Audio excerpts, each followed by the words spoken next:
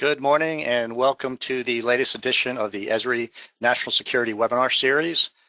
Today's topic is titled Using 3D GIS for Tactical Operations and Event Planning. My name is Carl Walter and I'm the Industry Manager here at Esri for National and Homeland Security, and I will be facilitating our webinar today.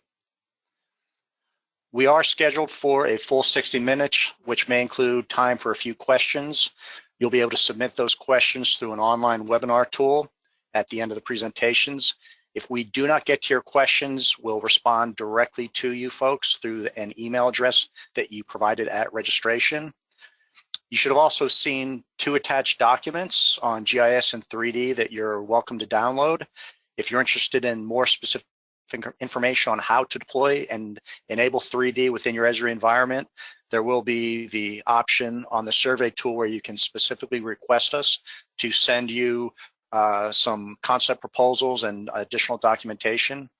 This webinar is being recorded and the link will also be sent out in a follow-up email. So if you were unable to stay the full 60 minutes or you want to share this recording with colleagues, you will be able to do that.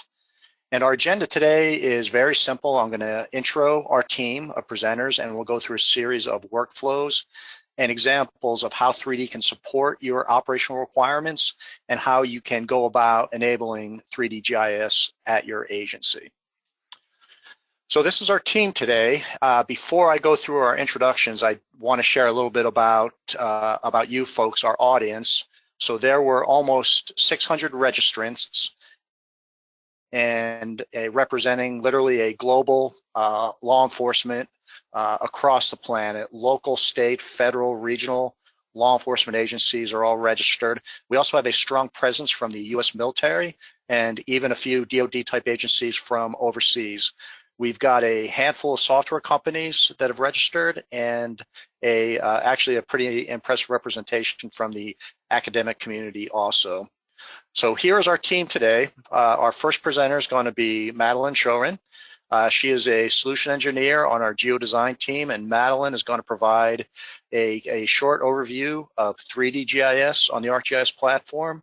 She'll demo several 3D exploratory tools to include line of sight, viewshed analysis, and she'll be doing that in ArcGIS Pro. Our second speaker is Bo Rick. Bo is an account executive, and his focus is on workplace and what we call indoor GIS. So I'll explain what that means. They'll talk a little bit about some big news between the Esri 3D and the geodesign world. He'll explain an overview, exactly what we mean by ArcGIS for indoors, and he'll demo GIS to support from inside things like evacuations, around use cases, emergencies, crises like a fire, an active shooter, an earthquake, essentially any crisis or emergency.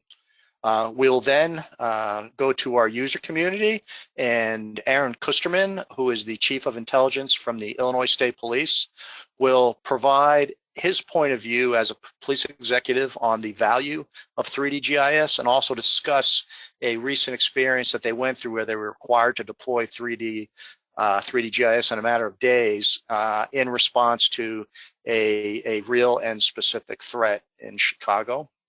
The next speaker will be Nicholas Gray. Nick is a disaster intelligence officer, also from the Illinois State Police. He'll further discuss the experience that occurred in Chicago around planning for the Chicago Marathon and some 3D counter sniper analysis they had to do for that event. They'll talk about different data types that the Illinois State Police explored for use in the 3D tools and in a application that we call City Engine. We'll talk a little bit more about that. And then after he actually got his data into City Engine, how the state police were able to share their information products so others could understand the analysis and the threat landscape that they came up with through their analysis. And then our final speaker is Jessie Hansen McFarland, and Jessie is our lead 3D consultant from Esri Professional Services. She'll focus on getting started, how to get started with all the things that we actually showed today from today's discussions. She'll talk about available resources to help get the client community up and going by showing some different websites, ArcGIS Solutions, blogs, GeoNet, and whatnot. And then she'll kind of outline and show and explain what we call a 3D Jumpstart package, which is a process you can go through to get you up and running in 3D, from data collection and configuration all the way through conducting specific tradecraft in using your 3D tools like a line of sight, a viewshed, a view dome. So we are going to start now with our first presenter, and I'm going to pass this over to Madeline, and she is going to do an overview of 3D GIS and demo some of the exploratory tools that we discussed about. And we'll transfer the screen now over to Madeline. All right, thank you, Carl.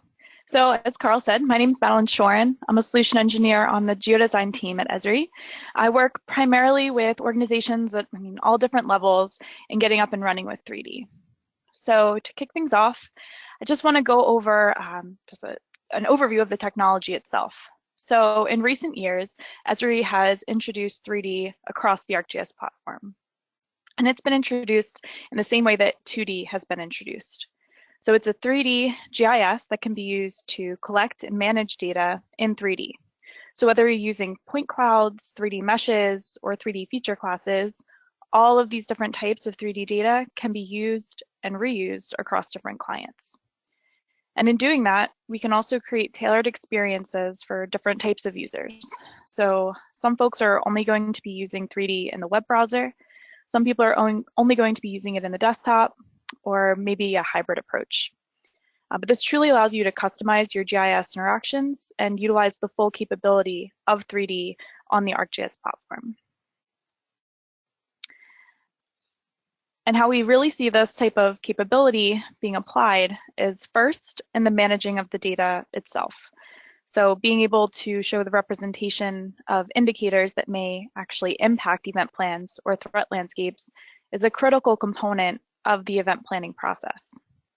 So some indicators might be where all of your event assets are, like staging, booths, security hotspots, and being able to manage all of that information within a 3D context.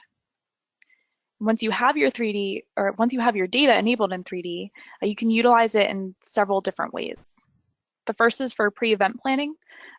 You're able to virtually represent areas of interest in 3D, allowing you to account for threats that aren't apparent with traditional 2D maps. And then you can apply your findings to develop more holistic plans that help you improve event safety overall. The second use case we see is being able to gain a clear understanding of threats and the most efficient way to respond in tactical operations. So with a 3D GIS, you can run a line of sight and viewshed analysis for areas in or around an event space, and that'll help you identify vantage points that could be exploited. And lastly, we see using viewshed analysis to determine best placements for observation points, and that'll allow you to maximize your capability to detect and address potential threats before they cause harm. So these are just a few ways that we see 3D GIS being used to support tactical operations, but really the sky's the limit when it comes to these tools. So you may be wondering, okay, how do we get started, or even how does this fit in the context of the ArcGIS platform? So available with ArcGIS Pro 2.1 are the 3D exploratory tools. These are a suite of interactive 3D analytical tools that can be used to quickly explore and understand your 3D content. The first tool in this new feature is line of sight. The line of sight tool allows you to understand the direct communication of sight lines between buildings or other 3D objects. You can have one observer to one target or one observer to many targets, and you can also simulate camera positions within an area of interest. The second tool is called View Dome. This tool gives you 360-degree visibility from a single spot. It can work with multiple points to show where visibility coverage overlaps.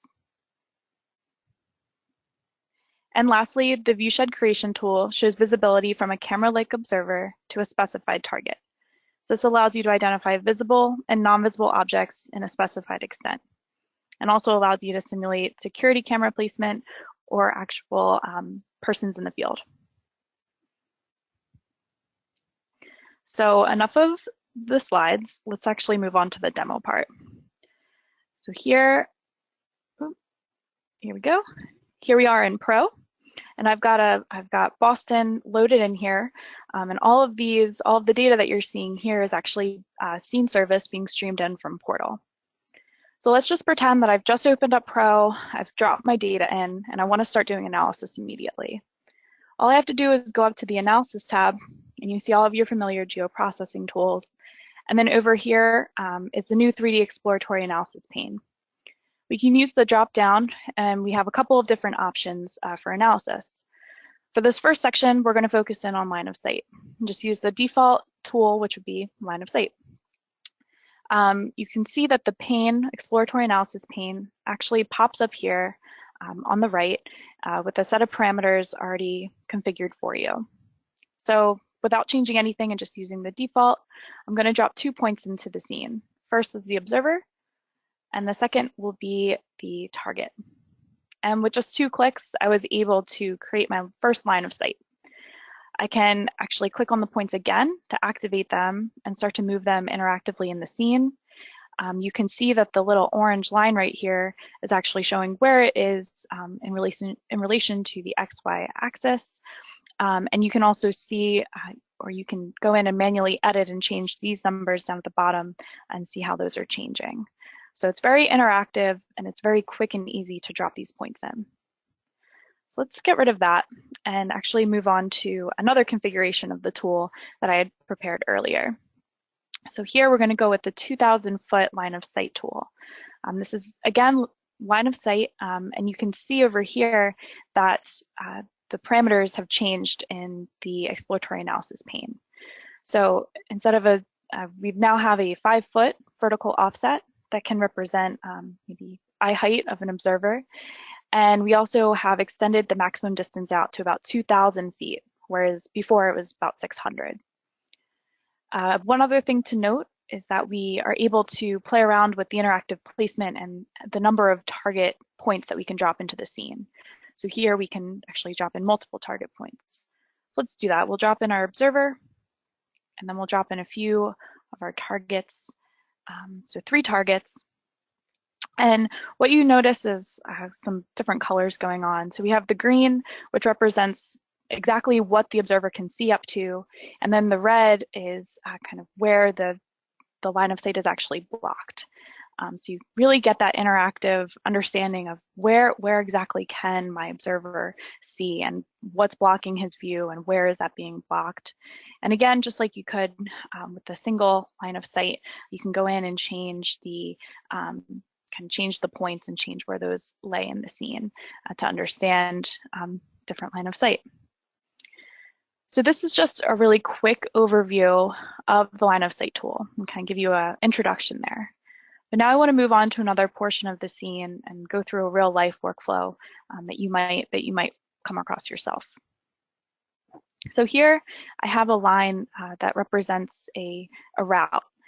And I want to place someone along this route, so just keep an eye on it as a parade goes by or maybe a vehicle goes by with a very important person.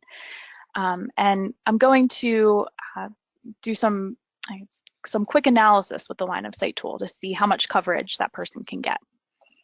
So again, I'm going to activate the tool. I'm going to choose the 2,000-foot line of sight. I like that it represents an actual person at eye height with the 5-foot vertical offset.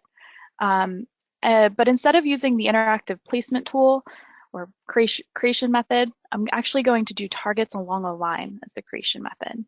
So I'll click to activate this, and you can see that there's this little blue text that will walk you through step by step how to complete this task. So the first thing that it's telling me to do is click in the scene to create an observer. So I'm going to click right on the corner of this building because it seems like it'd be in a good spot to see the entire route. A good vantage point. The next thing I'm going to do is actually change the number of targets from 3 to 5 to get a really comprehensive look at all of the points along this line. And the last step is I have to choose the layer with the line features. So I can either click in the scene interactively and select the line, and I can also use the drop down to select the route as well in the layer. So all that's done, I'm going to just click apply. And you can see that the line of sight was created for me with multiple target points. So here we have our observer, and our observer can see 3 of the 5 target points at this point. So let's get another look here, actually come down to see maybe what that observer is seeing. And let's activate this point and maybe drag him over to the right a little bit so we can get maybe at least 4 of the 5 points being seen. So not only can you do a quick analysis, but you can also use this opportunity to kind of adapt and change your design, really understand where the best placement is going to be, where you can position someone so they have optimal coverage, and where the best place is going to be there. Really, it's very interactive. So we're going to clear this, and we're going to travel and kind of go the complete opposite and do a 180 over to a completely non-urban environment over in the Grand Canyon. And in the Grand Canyon, I want to focus on view sheds. Let's say we're going and we're visiting the Grand Canyon, and we want to understand, okay, where's the best visibility going to be from the north and south rim, two of the most popular points in the Grand Canyon. So to do this, we're going to come down to the south rim view, and what we're actually going to do is show or activate the viewshed tool for this step. So once we click on the tool, again, it pops up in the exploratory analysis pane, and we'll just use all the defaults again, and we'll drop in a point, and automatically the viewshed's been created. However, the default for this viewshed is 600 feet out, and at the scale of the Grand Canyon, this isn't all too impressive or helpful. So we'll clear out of that, and what we're actually going to move on to next will be another pre-configured template that I created earlier, which is a clear day viewshed with 30,000 feet. So now I'll be able to see a lot further and get kind of a more comprehensive view of what's going on. But instead of using the interactive placement, I'm going to use the observer from camera because I'm already at the point where I'd like to create the viewshed. So if I activate this section of the tool, it's asking me to position and orient my camera, which I've already done. So all I have to do is click apply, and my viewshed's been created. Right now everything's green, which is good. That's what you want to see. However, it's not all too useful right here. So let's move to another part of the scene so we can get a better understanding of what can and can't be seen from farther away. So all of the green represents what's in the viewshed, can be seen from the observer point. Everything in red is also in the viewshed, but not visible from the observer point. So let's continue over to the north rim and do some analysis there. We're going to do the same thing. So if we go back to the exploratory analysis tab and go to clear day, and then do observer from camera and just click apply, again, we've created another viewshed. And now we can see how these kind of compare and contrast with each other, what the difference is. So both points are a pretty good view, but just really quickly eyeballing it, it does look like the north rim has a slightly better view. And one thing I want to point out before I go on to the last section of our demo here is so far I've just been working under the Create tab in the Exploratory Analysis tool, and the Create tab is where you're going to be editing the parameters before you actually create your line of sight or viewshed. But there's also some capabilities of once that viewshed's already been created, how can you edit it? So you can go into the Properties tab and you can select one of the viewsheds, the other viewshed, or you can select both and start to edit the viewsheds right in the scene just by toggling the viewshed angle over here in the pane. You'll also see that the handles in the scene are highlighted, so we could go in and edit those manually as well. Maybe we can drag and drop this out, and you notice when you have overlap, it kind of becomes this brighter green color, and all of the red kind of turns into this green because there is coverage there. There is a viewshed coverage. And this is important, and I kind of want to cover this a little bit more in detail with the last section of our demo here. So I'll clear out of this. We're gonna jump back into a more urban environment. This is my hometown of Philly. And this is Logan Circle. So it's a really urban area. We have some good 3D data built out with even tree coverage in there. And what we're really going to focus on here is Logan Circle or Logan Square. I think it has both of those names. And we want to do some security camera placement. So we want to understand where exactly can we place security cameras to get maximum coverage and make sure that we can see the entire area of the park. So again, the viewshed tool is going to be our best bet for this. And what I've actually gone in and done is kind of came up with these two presets that represent a camera. So the first camera is called a fixed camera A, and it's built out to represent the actual parameters of a security camera that may be fixed onto a building. So here, we're actually going to have a maximum a viewshed distance of 500 feet, has a really wide viewshed angle, perfect for security camera coverage. The other type of camera that we have built out would be the pole camera. So this pole camera has, it's a little bit different from the affixed camera because it has a 35-foot offset to represent maybe being 35 feet up on a pole. And it has a little bit of a shorter viewshed distance, and same with the viewshed angle. So it is good because you can place it anywhere in the scene. Doesn't have to be attached to a building, but some of the limitations are a little different. So these are the two types of security cameras that I have access to. And I want to figure out where I can place them best in the scene to get the maximum coverage. So let's go back to the affixed camera. And without changing anything here, I'm just going to drop that point in the scene. So it's attached to the building. I can activate it and maybe drag it over so it's covering the circle park. And I like that placement. It seems to be doing pretty good for the area that we need. I'm going to add in another camera though, maybe a pole camera, and I'll drop that point in right here.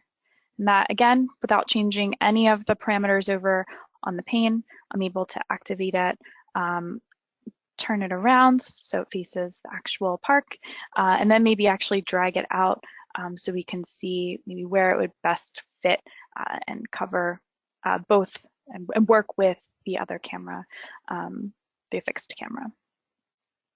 And for good measure, let's just say we have a little extra money in our budget and we want to add in another camera and see how that's going to look. So let's add in another fixed camera to this building over here. And it's looking pretty good. It's a little, let's see, so we can maybe tilt it up a little bit, tilt it down, and we're looking pretty good. So let's kind of get a bird's eye view and see how that coverage is working out. And it looks like pretty much the entire area has been covered. Maybe we'll drag this up a little bit, maybe over to meet the other camera there. And we pretty much have coverage on the entire park. And you can see it even takes the vegetation into account here, which is pretty huge.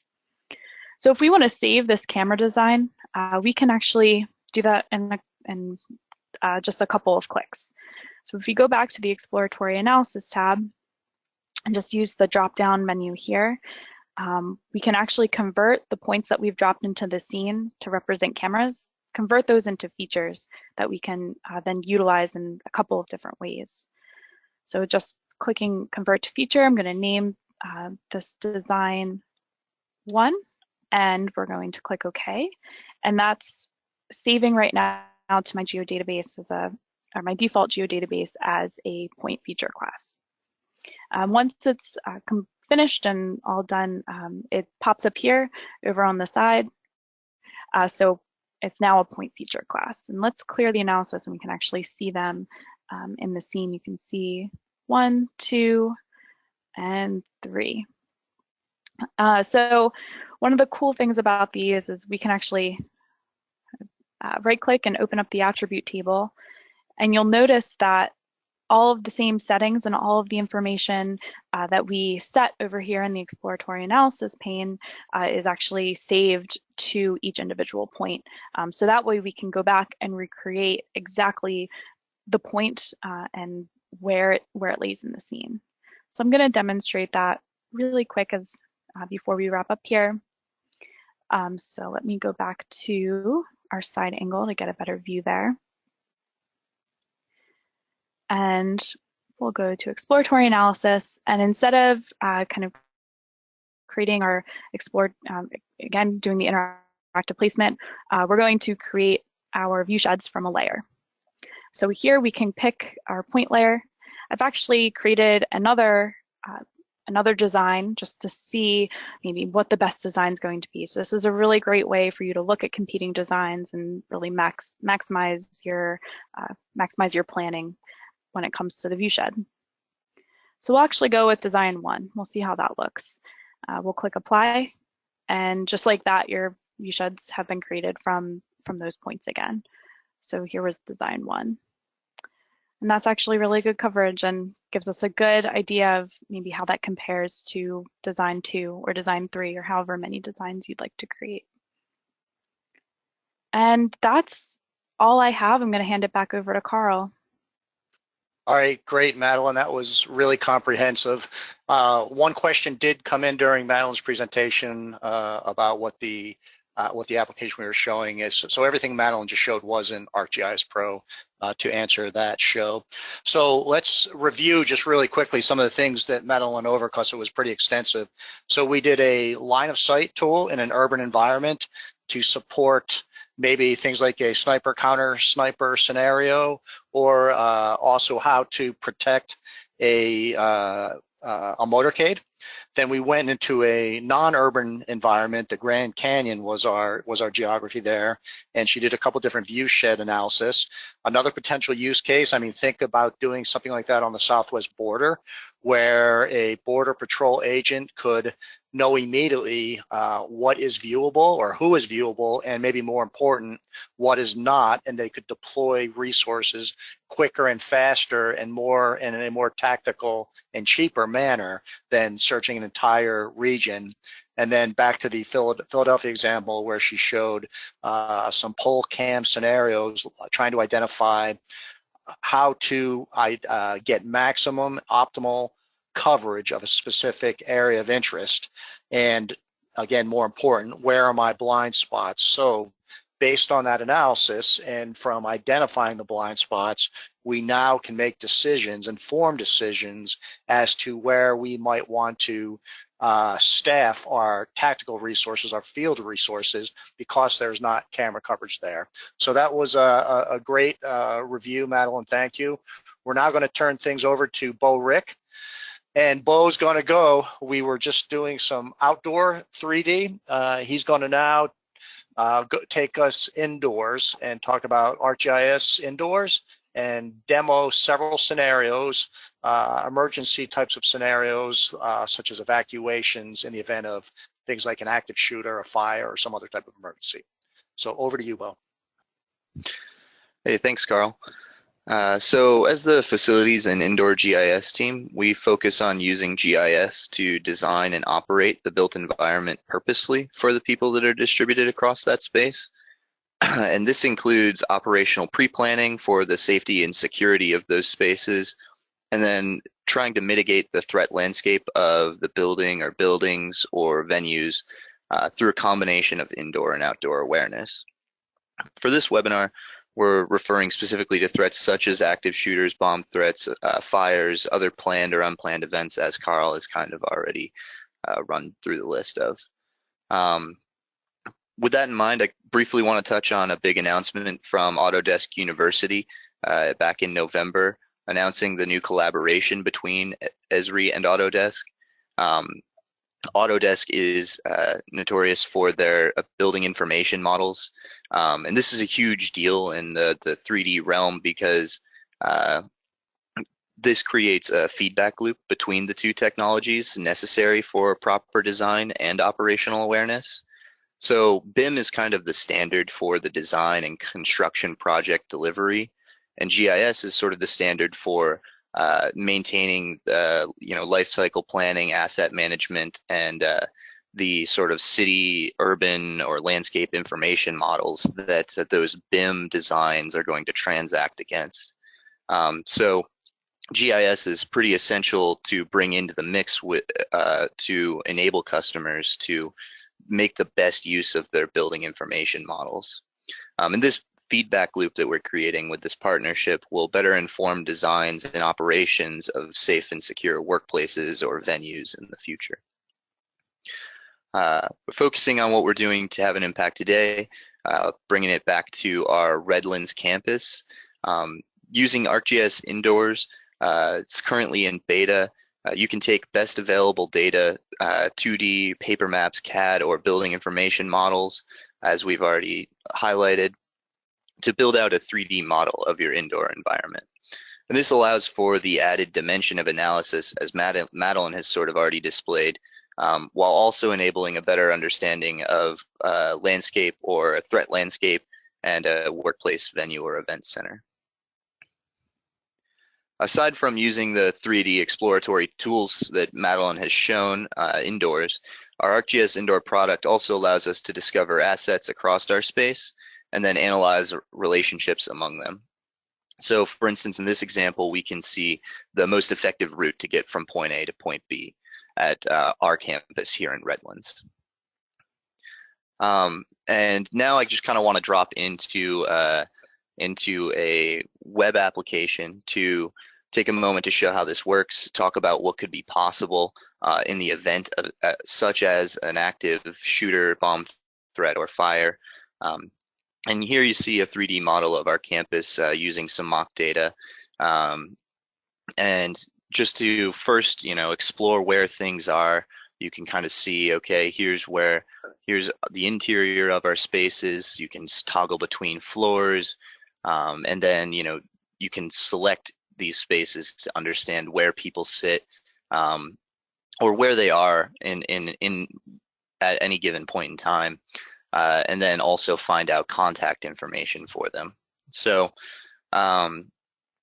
we also want to talk about what happens in the event of a scenario like an active shooter or a fire or bomb threat. Well, that includes reacting to that in the most effective manner includes, some operational pre-planning efforts. And so you can see here on our Redlands campus, we've kind of identified some muster stations that we would route people to in order to most efficiently respond to such an event.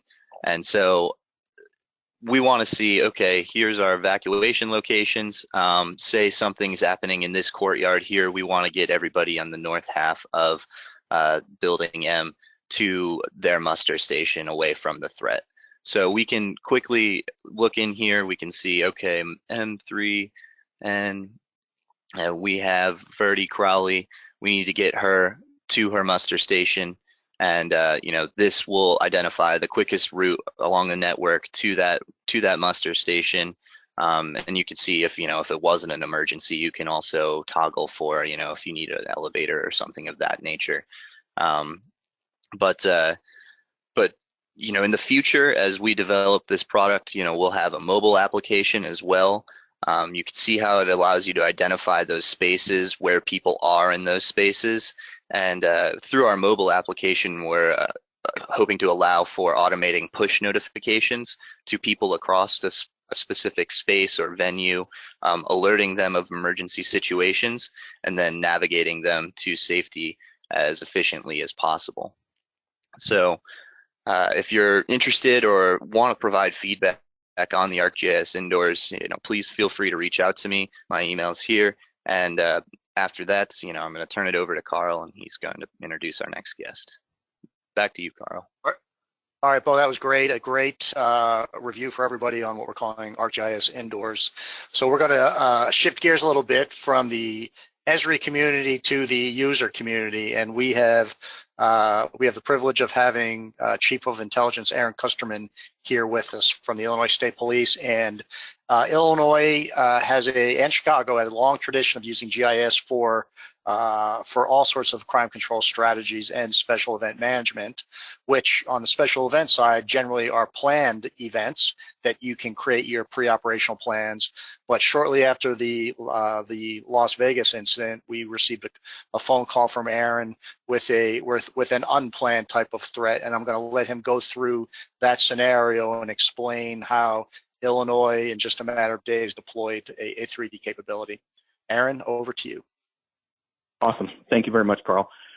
And before I get started, I have to thank the whole public safety national security team for all their support during this and almost every other thing that we're up against, and we get a lot of support from them. It's awesome. And Madeline was incredible resource during our learning of how to do this and how to kind of deploy this thing. I'm going to talk a little bit about why I cared about this and kind of what was going on at the time. So everybody's familiar with the situation in 1 October in Las Vegas, and that it's now public information that subject had also looked at hotel rooms in other places, and one of those places was Chicago. Shortly after the shooting events in Las Vegas, the Chicago Marathon was scheduled to be running. So we work very closely with our partners there, which is a intelligence fusion center in the city of Chicago called CPIC, and the Chicago Police Department. And we support them. There's a massive organization, but where we can, we support them with tools and intelligence and techniques and things like that. And this is one of the things we talked to them about after seeing this. And so that was my call to Carl. It's like, how can we do this? We have an understanding of a major event coming up that this particular subject was interested in, potentially an event that had happened at the same venue earlier in the summer. And we have a big event coming up with a lot of people, a lot of runners, a lot of attention.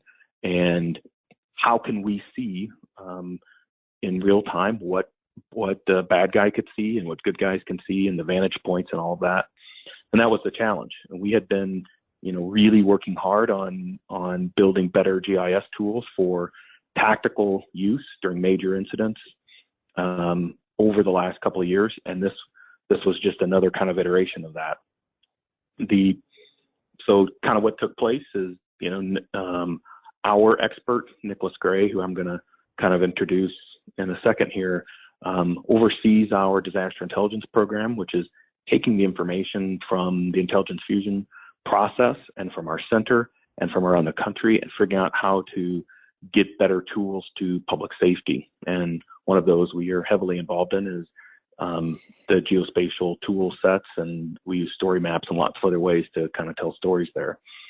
But we challenged Esri and Nick with how do we do this, and it was a perfect setup where we were at the right place with the right data and had the right connections with Carl and Madeline, and were able to kind of pull this off.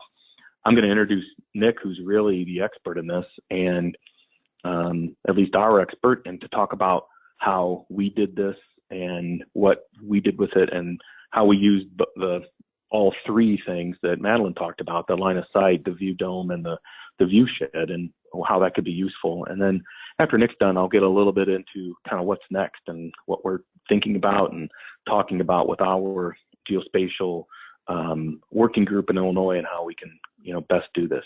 With that, Nick Gray's our disaster intelligence officer. He's been with us for several years. He's a major resource and a well-known character around the country as well, because he helps a lot of fusion centers with their geospatial tools, and is a big player in this community for us. With that, Nick.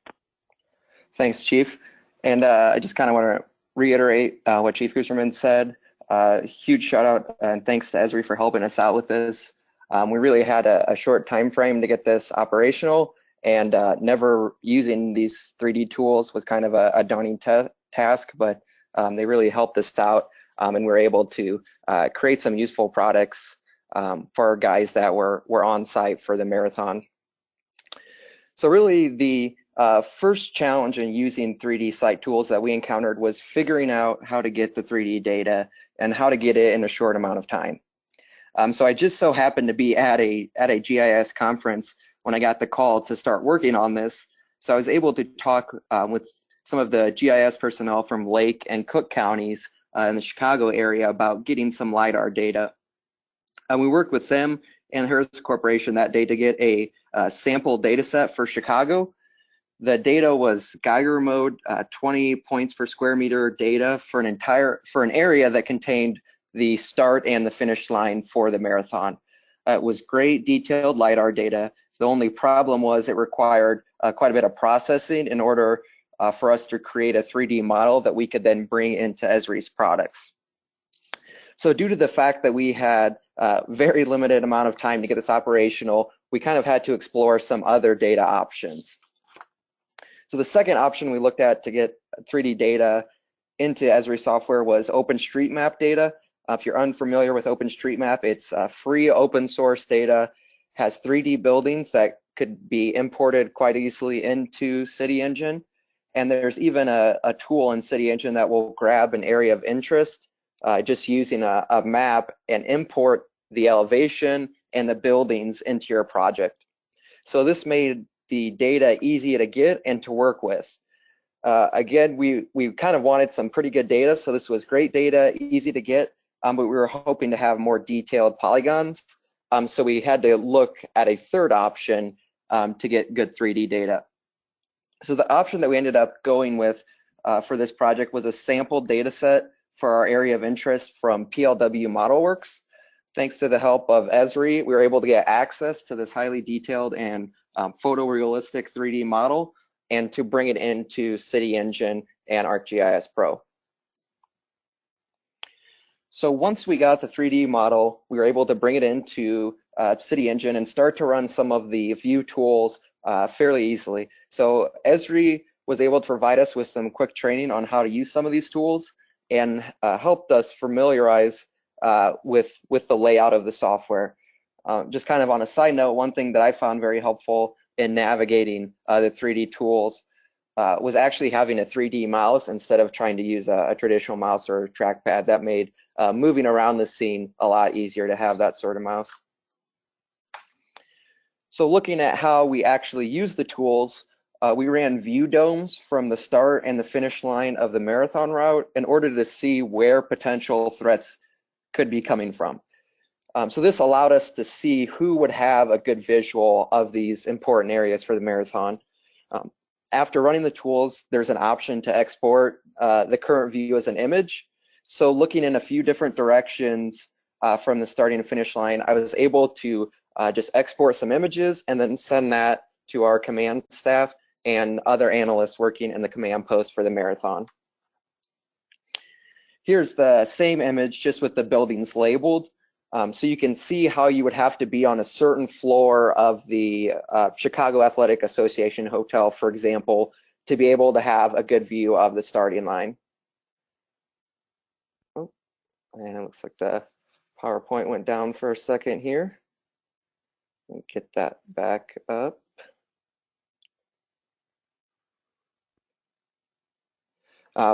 So if event would have happened, we could have used all the different tools that Madeline showed earlier, like the viewshed analysis, different view domes, and things like that. When we had this issue and wanted to look at using these 3D tools, these tools weren't available yet in ArcGIS Pro. Now they are, so we're looking forward to using these in the future in Pro. I think it's going to make it a lot easier to run these tools. And it looks like we're getting the PowerPoint back up here. So once that comes up, we also wanted to give access to the 3D models that others were working with in the command post and to incorporate other layers. Oh, looks like we're back on there. Okay, sorry about that. Okay, so we wanted to be able to give access to people in our command post the 3D model, because when we got the model in, it was just me that had access to the model. So in order to do that, we were able to publish it as a scene layer package in ArcGIS Pro and then bring it into ArcGIS Online as a hosted scene layer. So once the model was published, we were able to add other layers to the web scene, such as medical stations, road openings, and SWAT team locations. We also created different bookmarks to zoom into specific areas. So if we wanted to zoom directly into the starting line or to Buckingham Fountain, we could do that easily. So anyone with the Illinois State Police ArcGIS Online license had access to this and was able to go in, zoom around the 3D model, and see points of interest, where our SWAT team operators were at, where road openings for the route were at, where the mile markers and medical stations were at. So looking back on how we utilized the 3D tools from Esri, we were already kind of formulating some new ideas on how we can best use the technology for our future operations. And again, I think it's worthy to note that we were able to kind of set this up and use these tools within just a couple of days. And I think had we had more time to prepare and get ready for this, we could have done even some more things to help state police and all law enforcement that were involved with the marathon. And also, as Madeline showed earlier, these tools being in ArcGIS Pro, we're looking forward to using them not in City Engine anymore, but to use them in Pro and to incorporate them with other tools. So with that, I'm going to go ahead and turn it back to Aaron to wrap up how the Illinois State Police plans on using 3D going into the future. Awesome. Thank you, Nick, and thanks for all your hard work on this. I know it's very valuable for us and for the communities that we're working for. And it's probably easy for the geospatial community, but it's really impressive for us. The future for us in this regard is, and Nick kind of alluded to this a little bit, so being able to overlay other data, so add the hotel and rental facilities on top of the, which would give you the potential places for threats, be able to better deploy, which is some of the things that Madeline was talking about, and then potentially even witness mapping, so what people are saying, where they said they saw it, being able to do some kind of proof. Could they have had that vantage point, or others that were with them, kind of prioritizing that kind of thing would be very useful. We're also really interested in building actual models, so we're 3D printing and that kind of thing, which is something that a user can then carry, a tactical person can carry with them. We're doing that with the Illinois Geological Survey, and we've got some really good partnerships there. And so that's kind of the future for us, and be happy to take any questions. And I'd like to turn it back over to Carl and continue with the podcast here. That's great, Aaron and Nick. Thanks very much for your time. And one of your comments, Aaron, the statement you made about this potentially being easy for the GIS community, but maybe more of a challenge for the operators and the operational community. So, I mean, our efforts certainly over the last couple of years and moving forward is to create GIS capabilities that are usable for everyone, and GIS can't operate in a closet in the back of an office or a division. Operators have to use that, and our focus is absolutely towards making this easier, and for not just technical people, but folks like you, Aaron, and folks like you, Nick, to be able to use this. And it was a great example of how you got deployed it right around the Chicago Marathon. So our last presenter is Jessie Hansen McFarland, and again, she's our lead 3D consultant out of Esri Professional Services, and she is going to kind of walk through what it actually takes and how we can help you implement some of these great things that we showed today. And I'll turn it over to you, Jessie. Great, thanks, Carl. So yeah, as Carl mentioned, my name is Jessie Hansen McFarland, and I work in our professional services division. And my role is to help our users understand and implement our capabilities. So Madeline, Bo, Aaron, and Nick have all shown some really great examples of what can be done in 3D. But maybe the next question you're asking is, how can I get started to do something similar in my own operations? So everything that you've seen is publicly available, with the exception of what Madeline was demoing with those interactive tools, which is currently available only in beta, but will be available very soon in the coming weeks.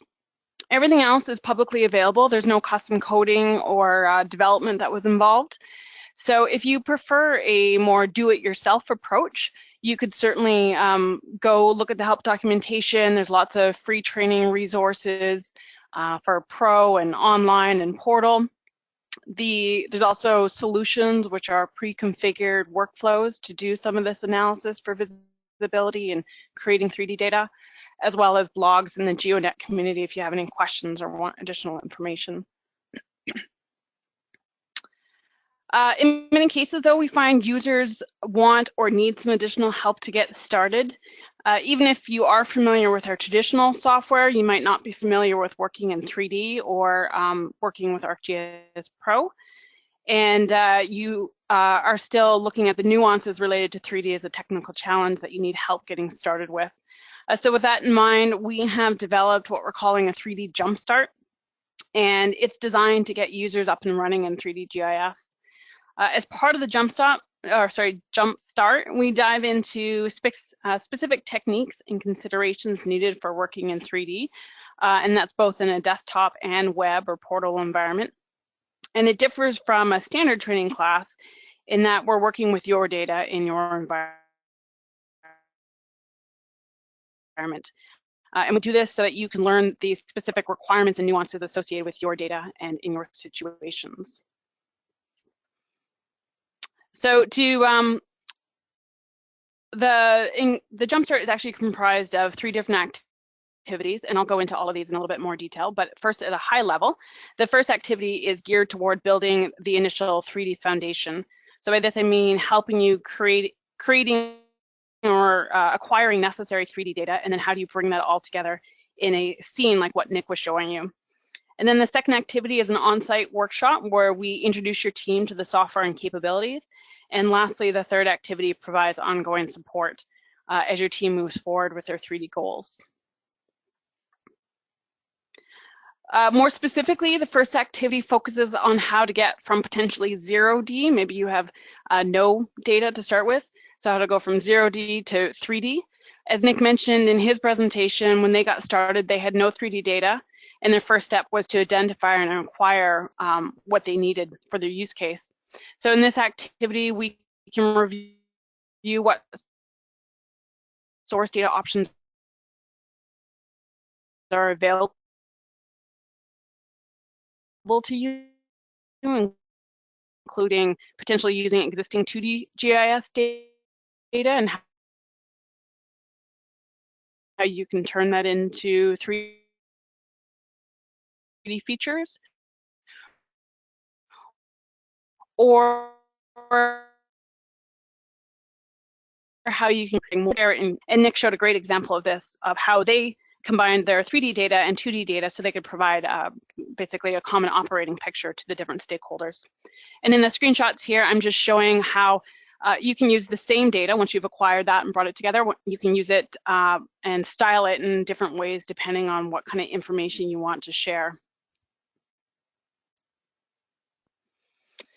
Then moving on to the second activity, this is where an Esri consultant comes to your office to teach your team how to use the software and tools. The first day or two typically focuses on introducing participants to ArcGIS Pro and WebGIS. We assume that participants have little to no experience with our software, so we start slow and just build on the fundamentals. So this would include introducing participants to the software interface, how to create scenes, various techniques for symbolizing, visualizing 3D data, and best practices for sharing your data to the web or a portal. In the latter portion of the workshop, we have some flexibility and we can focus on workflows that are more specific or particular to your team. Typically, this is using those interactive tools, whether City Engine or coming in a few weeks in Pro, as well as how to conduct more detailed if you need some additional metrics behind the visibility, and then how to configure various different web apps like a story map so you can share this information with other stakeholders. And then lastly, the third activity, we provide follow-up support so that after the workshop, your team still has access to the Esri consultant for any questions that might arise as you continue moving forward with your 3D efforts.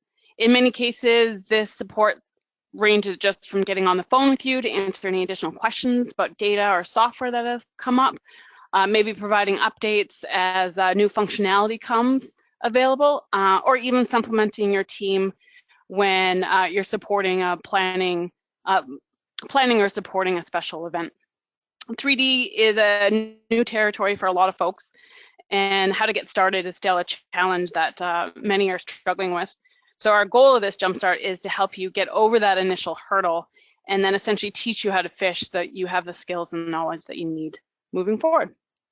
So with that, I will pass it back to you, Carl.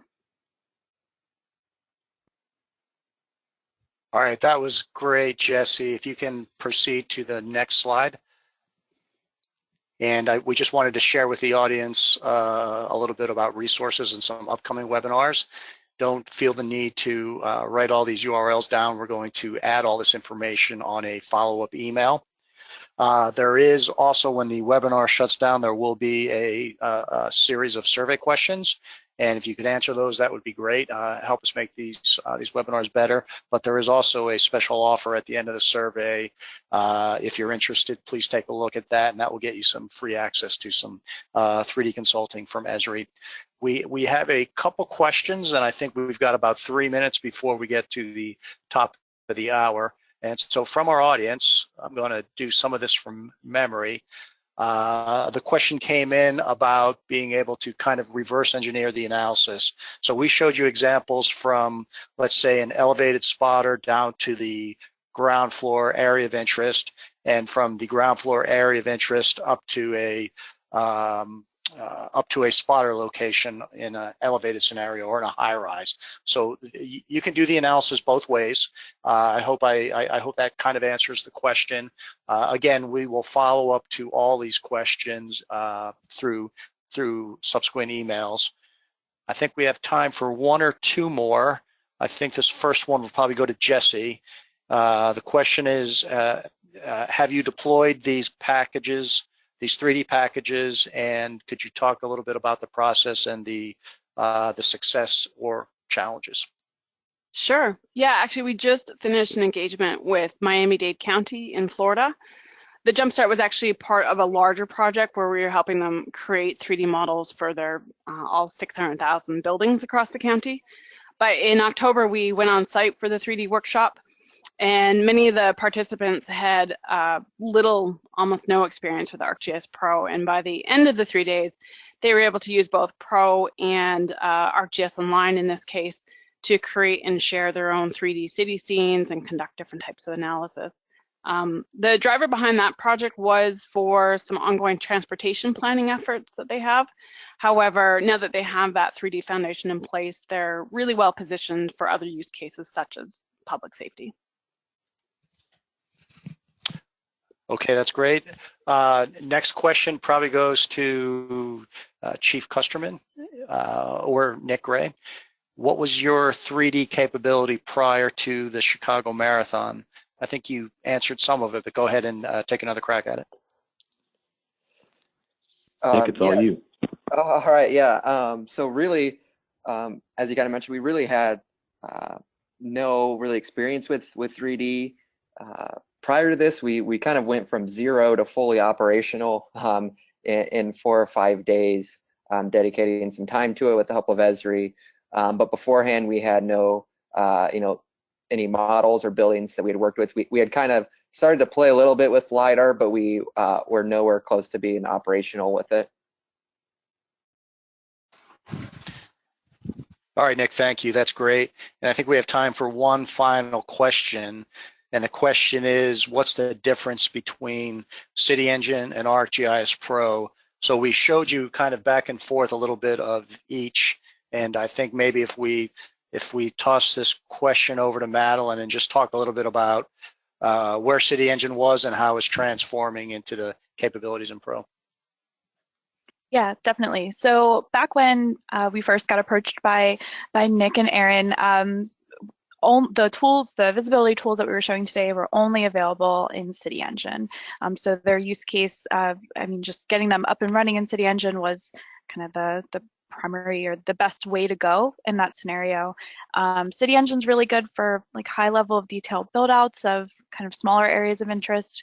I mean, it worked in, it worked for the city of Chicago, but kind of moving forward, now that Pro, at least in the next release, will have all of the same capabilities. That's kind of where we would actually, if Nick came to us today and said, we have this question, how do we get to the end? I would probably do everything in Pro, at least in this use case. So it's kind of, the technology moves really fast. We're constantly developing and coming out with new capabilities, and even just a couple of months ago, the tools didn't even exist, and now then they were in City Engine, and now they're in Pro. So it's just kind of a constantly evolving set of tools. All right, great, Madeline, thank you. And I've got the top of the hour, so we've completed our full 60 minutes, maybe 61 minutes. We're going to close down now. I would like to special thanks to our guests from the Illinois State Police, Aaron and Nick, and then special thanks to the Esri panelists. And have a great day, everybody. And we are done. Thanks.